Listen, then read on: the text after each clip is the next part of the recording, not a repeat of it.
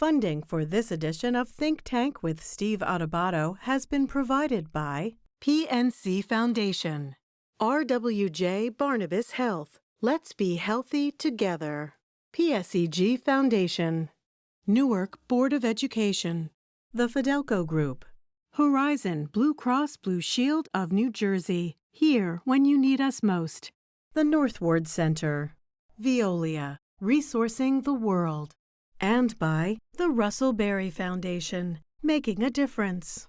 Promotional support provided by Insider NJ, and by NorthJersey.com and Local IQ, part of the USA Today network.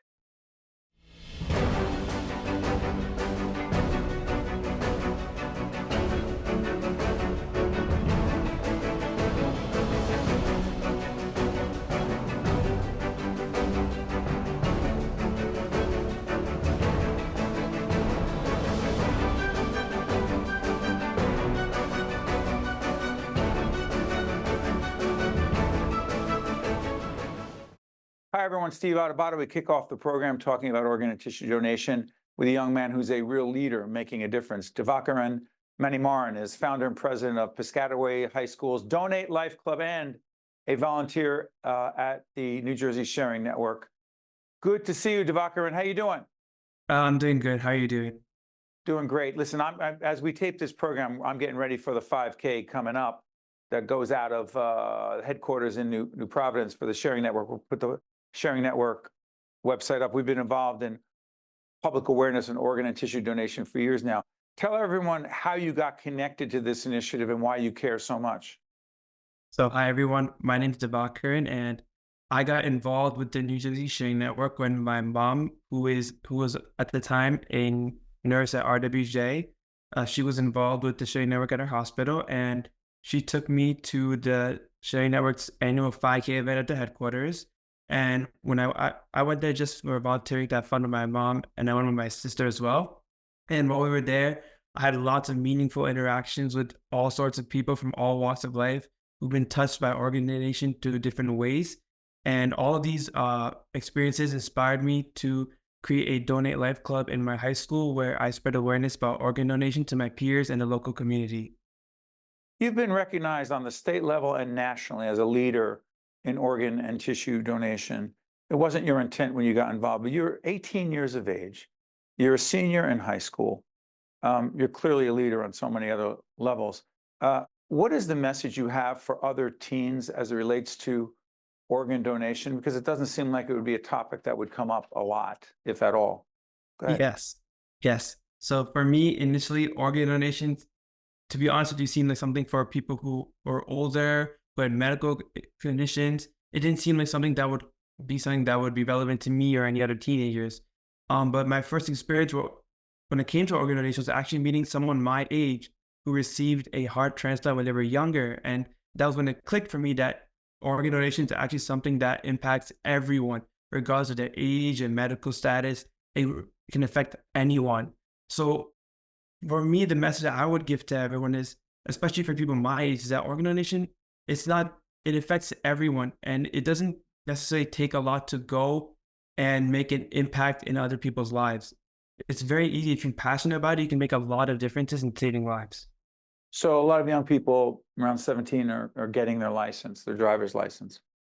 Divakaran, help people understand why, when you get your license, when you're awarded your driver's license, and when you pass the test and everything you need to do, what is the connection between getting your license and becoming an organ donor? Yes. So one of the main ways that you can sign up as an organ donor is actually through your DMV, where when you get your license, you'll be prompted on whether you would like to be a potential organ donor or not. And You can hit yes or no. And as a teenage advocate, a lot of my friends have been getting their licenses recently, and I encourage them to select yes when prompted, which is something I've also done. How do most of your friends respond when you bring this up? So when I first started the club, most of us had no clue what organ donation was. To them, they're like, "What's organ donation?" Like, I had someone come up to me and explain, "Isn't that the thing for old people?" But now when I talk to more of my friends, they're more involved. They know what organ donation is, and a lot of it's just about the education aspect. most people, when they encounter organ donation, it's actually when they're asked whether they want their close one to be an organ donor or not. So one of the things I do is try to make sure that people hear about organ donation really young and not in the moment where they're asked on whether they want their relative to be an organ donor. You know, a lot of our friends at the New Jersey Sharing Network, when we were talking about you, said, so this young man is a role model. We need more young men and women, young people who are leaders like this, role models. Do you see, to what degree do you see yourself as a role model? Yeah, so that's something I have been told before, but to me, on being seen as a role model, I realize a lot of it is on how passionate you are for what you want to do.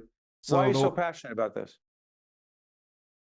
To me, it's because I've seen both sides of organ donation. I've seen the family who've lost their loved one, but I've also seen the people who've been touched, who've received an organ, how much more of their life they've now been able to live. And I'm like, when I look at this, I'm like, this is what organ donation is. It's even in the loss, you're able to save a life. And that's what makes me so passionate about organ donation. And that's what I encourage so many people to register as organ donors. You're going to go to college. Does that mean your advocacy, your leadership as it relates to organ and tissue donation ends? Certainly not. I'm more than 100% sure I'm going to be still being connected with the organ donation and all of the advocacy that comes with it. Because to me, organ donation, it can be advocated for in very simple ways, as simple as having a discussion with your family when you're sitting around at the table, you're saying, oh, this is what organ donation is, or I want to register as an organ donor. And having these conversations to something even more simply as telling your friends and as well. So even after I graduated from high school, I'm leaving the club behind. I still, when I go to college, I want to go and spread the message of organ donation. Are you wearing your green New Jersey Sharing Network wristband? Actually, no, I left my wristband downstairs. But I am repping the 5K t-shirt, which I got first year. You're repping the 5K. Will I see you at the 5K with my colleague, Jackie Chicarico? We go there on location, do that. Will I see you there? Yeah, most certainly. This is going to be my third year at the 5K. I went in 10th grade, 11th grade with my friends, and I'm definitely going to see you as well. I am a student of leadership. I talk about it, obsess about it all the time. Teach, write, make mistakes as a leader. And one thing I have convinced myself of is I know a leader when I see a leader. You're a leader. You're making a difference, and you'll continue to do that. You make a lot of people proud. Keep doing what you're doing, young man. Thank you, Steve. You got it. I'm Steve Adubato. That's Divakaran. He's a great leader and a role model making a difference. Stay with us. We'll be right back. To watch more Think Tank with Steve Adubato, find us online and follow us on social media. The groovy new wave in insurance advertising is mascots. You dig?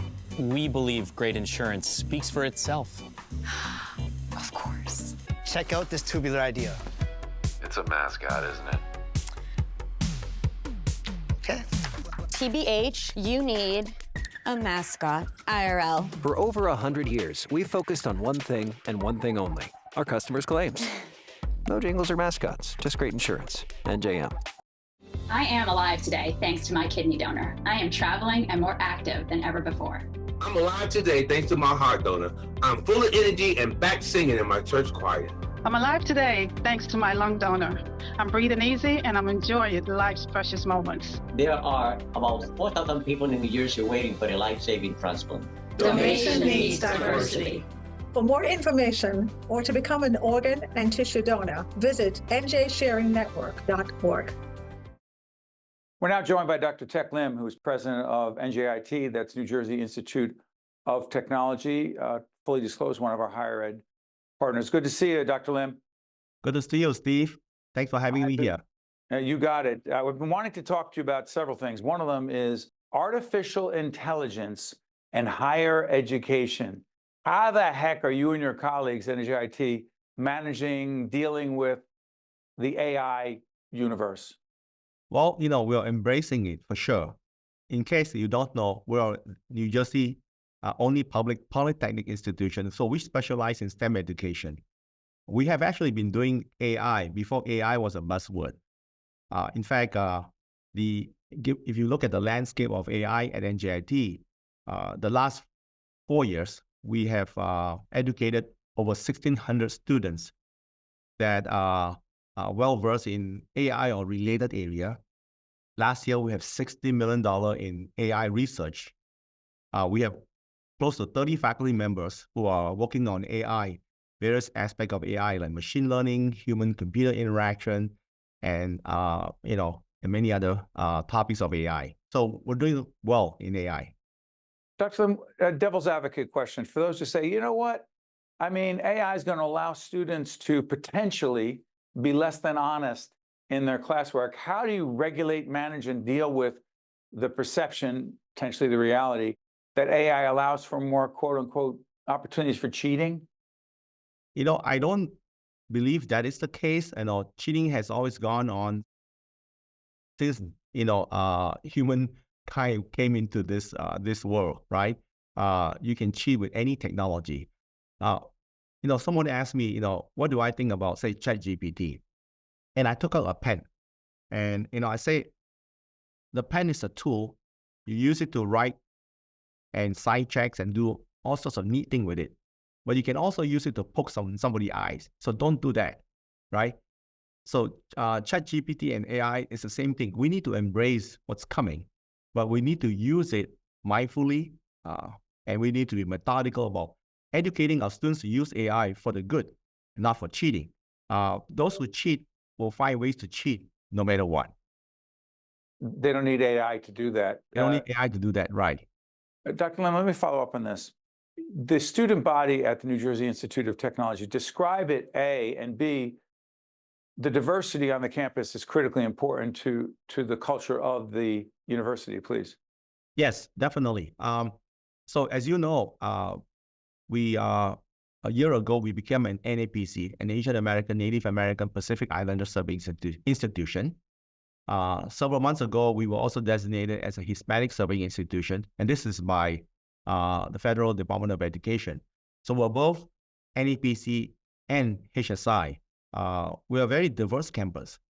In fact, if you think about New Jersey as an R1 institution, research institution, there's 140 some R1 institution in the country, 3 in New Jersey, Princeton, Rutgers, and NJIT.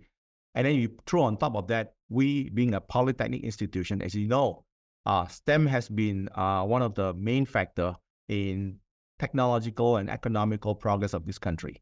If you take all those 4 factors in one place, there's only one institution that have all 4 in one place, that is NJIT. So if you think about that, the country is getting more diverse. In order for the country to move ahead economically and technologically, there's 2 ways. One, you continue immigration, and we know that has actually fueled economic and technological advancement. The other one, is to make sure everyone gets involved. And we're doing our part in getting everyone involved. Because of the diversity on this campus, we're educating Black, Latino, Asian, white engineers and scientists. They're the future, in my mind, of this country. Along those lines, the diversity of the campus speaks for itself. People can look at the NJIT website and find out more about the breakdown of the student population. I'm going to talk about student opportunity in just a moment. But the role of a college president, as we tape this program at the end of April, is evolving all the time. You and I were just talking about before we got on the air, change is the only constant. Where do you see the role of a college president and the role of a college/university in promoting and protecting free speech while at the same time protecting its students? Yes. And faculty, please. Of course. And in the entire campus community, we want to make sure that anyone that come to this campus can achieve what they're set out to come here for, what their goals are, whether they're faculty, students, staff, visitors. And the principal focus of my job here, is to ensure that this is as belonging and as welcoming place as possible so that people can learn, can teach, can do research, and can do all sorts of neat things, to improve their lives, to improve lives of other people. At the end of the day, that's what it's all about, is we are here to improve the lives of mankind. And the way to do it is through education. And so we're principally focused on that. In fact, we just launched our strategic plan 2030 to become the nexus of innovation. And the number one priority of our strategic plan 2030 is student success. We're obsessed with student success. And how that happened, is an innovation nexus is where a physical and intellectual focal point for ideas, for creativity, for actions, for people focused on innovation and entrepreneurship that include researchers, learners, entrepreneurs, partners from government, industry, higher ed, and the community to serve the students of the future. To what degree do you see NJIT, New Jersey Institute of Technology, as an institution of higher learning that creates opportunities for students who historically have not had access to those opportunities? We do that really, really well. I've always felt that talent is everywhere, no matter where you come from, what demographic and ethnicity, but opportunity is not. So we're here to align talent with opportunity. And the way we do that, is number one, we make sure that our education is affordable. We make sure that our education is attractive. We know it's attractive because, guess what? Steve, you may or may not know this. A third of the engineers and scientists currently working in New Jersey graduated from NJIT. 1/3. 1/3, right. And you know that New Jersey has the highest concentration in the United States of engineers and scientists. I didn't know that. It's the highest concentration, right? So, we're doing our part, in ensuring that, people that come from the underserved community, family with limited means, have access to an education. Almost 50% of our student body are first generation. 92% have some sort of financial aid. And guess what? I did the calculation a couple of months ago. I had my staff does that from the Office of Finance, and our in-state tuition fees is about $18,000, give and take, all right, per year, which is still in-state, right? Which is still very attractive, very affordable, right? But the average out-of-pocket cost of an undergraduate student here is $6,000. Average out-of-pocket cost. $6,000. $6,000 average. Interesting. Affordability. That's very affordable. Yeah. Dr. Lim, sorry for cutting you off. Dr. Teik Lim is the president of New Jersey Institute of Technology, again, one of our higher ed underwriters. Dr. Lim, I want to thank you so much for joining us. We appreciate it. We'll continue the conversation in another segment. Thank you, Doctor. Thank you, Steve, for having me here. You got it. Stay with us. We'll be right back. To watch more Think Tank with Steve Adubato, find us online and follow us on social media. The groovy new wave in insurance advertising is mascots. You dig? We believe great insurance speaks for itself. Of course. Check out this tubular idea. It's a mascot, isn't it? Okay. TBH, you need a mascot, IRL. For over 100 years, we've focused on one thing and one thing only, our customers' claims. No jingles or mascots, just great insurance. NJM. I am alive today thanks to my kidney donor. I am traveling and more active than ever before. I'm alive today thanks to my heart donor. I'm full of energy and back singing in my church choir. I'm alive today thanks to my lung donor. I'm breathing easy and I'm enjoying life's precious moments. There are about 4,000 people in New Jersey waiting for a life-saving transplant. Donation needs diversity. For more information or to become an organ and tissue donor, visit njsharingnetwork.org. The North Ward Center continues to expand their services and outreach in Newark from the childhood years to the golden years, offering programs like preschool, youth leadership development, Casa Israel Adult Medical Day Program, our Family Success Center, as well as a gymnasium, and most recently, Hope House, a permanent home for adults with autism, supporting and nurturing our autism community, with Hope House 2 coming soon. The North Ward Center, we're here when you need us. We're joined once again by Evan Weiss, who's president and CEO of the Newark Alliance. Evan, good to see you again. Good to see you, Steve. We'll put up the website of the Alliance. Tell everyone what it is. Newark Alliance, actually, we're turning 25 this year. We're an economic development entity in Newark, New Jersey. We were founded by Ray Chambers, Art Ryan, the CEO of Prudential, former Governor Tom Kean, to drive inclusive economic growth in Newark. And so we do that in a bunch of ways, which we'll talk about, but we're a membership group. So we're made up of the biggest corporations, universities, hospitals, CDCs, property owners, et cetera, to get our work done. One of the areas you're working on a lot has to do with homelessness prevention, working in cooperation with the city. What is the problem as it relates in Newark as it relates to the homeless population, A, and B, what are you actually looking to change as it relates to that situation which communities across this nation are facing? So we are doing well, I have to say that. So compared to some of our peer cities across the United States, I think the efforts of the city, of the state, of the Alliance have been effective. We're primarily targeting chronic homelessness, meaning people who have been on the street for a prolonged period of time. One of the things that surprised me, Steve, when we started working on this was that you often think of homelessness as being something that is tied in with mental health, substance abuse, which it absolutely is. But that's not the majority of cases. It's mostly people who missed, a rent payment, a utility payment. They got in a fight with their spouse. What we've learned is that it doesn't take that much. It takes a little over $750 on average to help keep someone out of homelessness. So we're trying to do that preventative work with our partners, and also with the more difficult chronic cases, help folks find the right resources. And every community deals with the problem, the issue of homelessness differently. And I just mentioned this to Evan before we get on the air for this interview.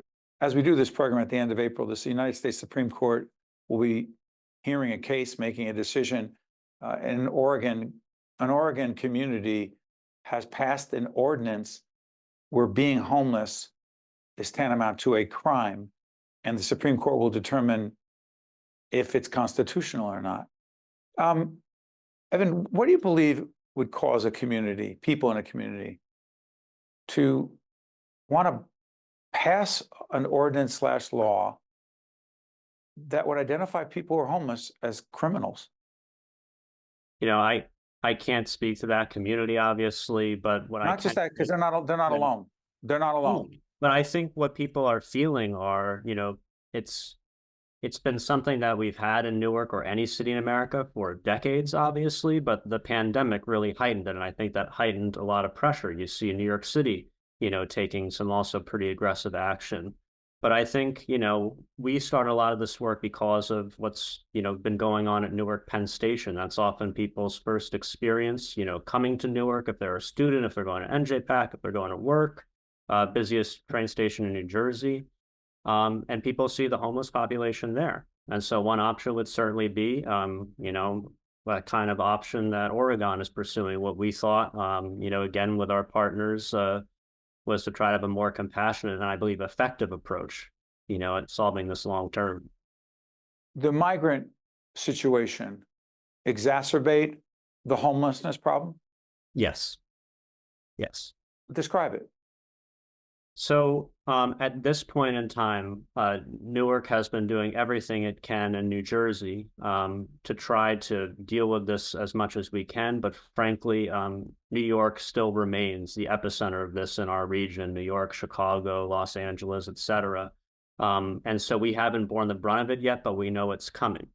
And so we do what we can locally. We have great partners like in the North Ward, La Casa de Don Pedro, another Newark Alliance member.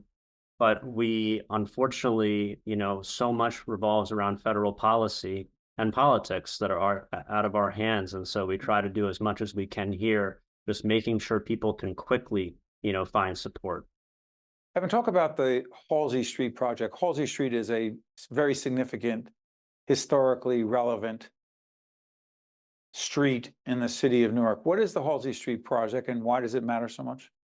It's about two things, really. It's about ownership, and it's about connection. So I think on the ownership end, Halsey Street is really interesting, where it's right in the middle of the central business district. Very unique, where Halsey Street kind of looks like a small town street in Maplewood or something, but then a block away is Prudential's world headquarters, Audibles, Rutgers Newark. It's all right there. It's a thriving community, particularly of Black entrepreneurs on the street. But what we've noticed is that we looked at about 167 properties on Halsey, 0 of those, as far as we can tell, with operating businesses operated by people of color, actually owned by people of color.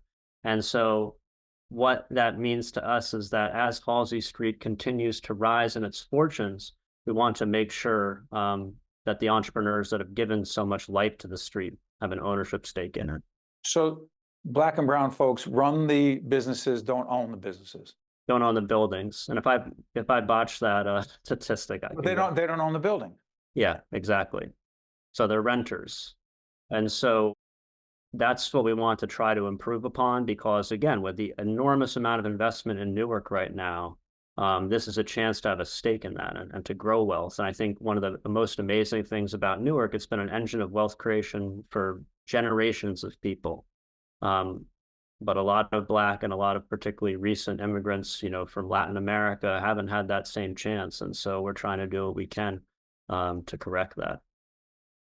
Final question about, there's so many aspects of life in Newark. I think Ken Gibson, the former mayor, said, wherever American cities are going, Newark will, quote unquote, and you know the rest of the quote, right?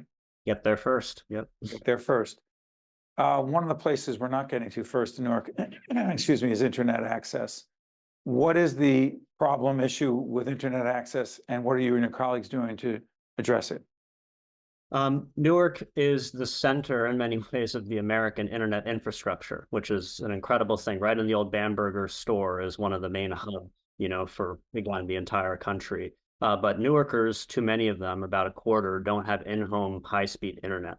And so what we've been doing with the partnership of Invest Newark and also the federal government and some, great corporate partners and business partners is trying to expand access and make it more affordable to individuals. And I think the showpiece project we've been doing is with the Newark Housing Authority, again, led by this Invest Newark and a company called Andrina, to make sure that people in those buildings have different options for internet access and are price competitive. So the other thing we've done is put basically what look like satellite dishes on top of these buildings, which, being high as they are, can then kind of beam internet around the neighborhoods and areas that haven't had it historically. So many people take it for granted, and so many folks, I could say it again, 1 in 3 or 1 in 4 do not have access. Yeah, so 1 in 4. Mm-hmm. Just think about what that means, folks, and the impact it would have on your family if you don't have access. Evan Weiss is President and Chief Executive Officer of the Newark Alliance. Evan, thank you as always. Thank you, Steve. Pleasure to be here. You got it. I'm Steve Adubato. Thank you so much for watching. We'll see you next time. Think Tank with Steve Adubato is a production of the Caucus Educational Corporation, celebrating 30 years in public broadcasting. Funding has been provided by PNC Foundation, RWJ Barnabas Health, Let's Be Healthy Together, PSEG Foundation, Newark Board of Education, the Fidelco Group, Horizon Blue Cross Blue Shield of New Jersey, the Northward Center, Veolia, and by the Russell Berry Foundation. Promotional support provided by Insider NJ, and by NorthJersey.com and Local IQ. The groovy new wave in insurance advertising is mascots. You dig? We believe great insurance speaks for itself. Of course. Check out this tubular idea. It's a mascot, isn't it? Okay. TBH, you need a mascot, IRL. For over 100 years, we've focused on one thing and one thing only, our customers' claims.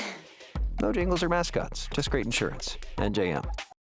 I am alive today thanks to my kidney donor. I am traveling and more active than ever before. I'm alive today thanks to my heart donor. I'm full of energy and back singing in my church choir. I'm alive today thanks to my lung donor.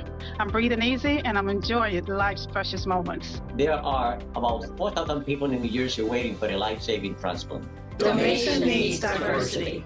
For more information or to become an organ and tissue donor, visit njsharingnetwork.org.